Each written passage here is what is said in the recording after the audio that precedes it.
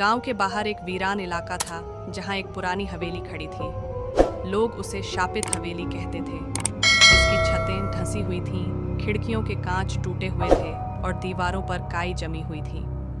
उस हवेली को लेकर गांव में कई डरावनी कहानियां प्रचलित थीं। कहते थे कि वहां कोई गया तो वापस नहीं आया, लेकिन हर रात वहां से एक औरत के रोने और चीखने की आवाज़ आती थी।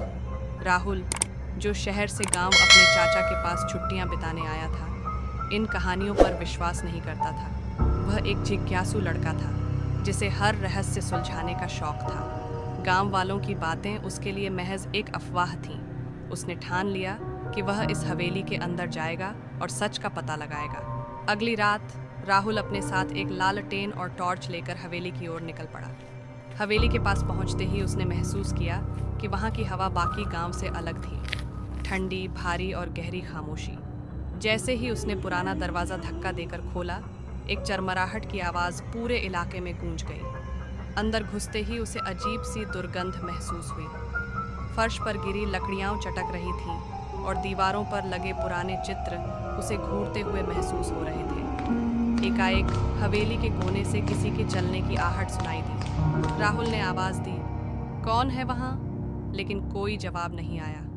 डर का आगमन जैसे ही राहुल मुख्य हॉल में पहुंचा, उसकी टॉर्च अचानक बंद हो गई। उसने लालटेन जलाने की कोशिश की, लेकिन रोशनी हल्की पड़ गई। तभी पीछे से एक धीमी और भयानक फुसफुसाहट सुनाई। तुम यहाँ क्यों आए हो? राहुल ने मुड़कर देखा तो उसकी रीढ़ में सिहरन दौड़ गई। एक सफ़ेद साड़ी पहने औरत खड़ी थी। उसके लंबे बिखरे बाल और लाल जलती आंखें किसी दानव की तरह लग रही थी। उसका चेहरा आधा झुलसा हुआ था। राहुल ने डरते हुए कहा, तुम कौन हो? औरत ने गुस्से में चिल्लाते हुए कहा, मैं इस हवेली की मालकिन हूँ। जिसने मुझे धोखा दिया उसे मैंने मारा, और अब जो यहाँ आता है उसे भी नहीं छोड़ती।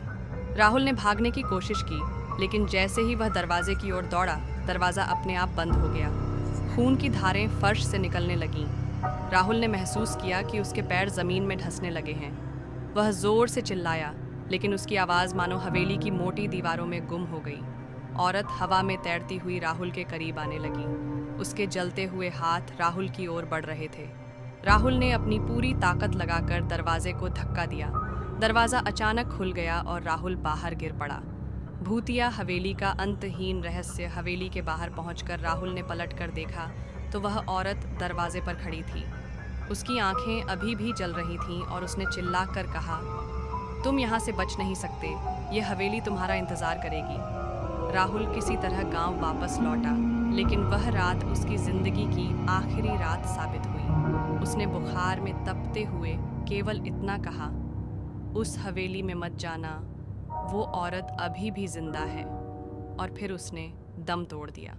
राहुल की मौत के बाद गांव वालों ने उस हवेली की तरफ देखना भी छोड़ दिया, लेकिन कहते हैं कि आज भी उस हवेली से एक औरत के रोने और चीखने की आवाज़ें आती हैं, और जो भी उस आवाज़ की सच्चाई जानने जाता है वह कभी वापस नहीं लौटता। यह कहानी एक चेतावनी है, कुछ रहस्यों को अनसुलझा ही रहने देना बेहतर है।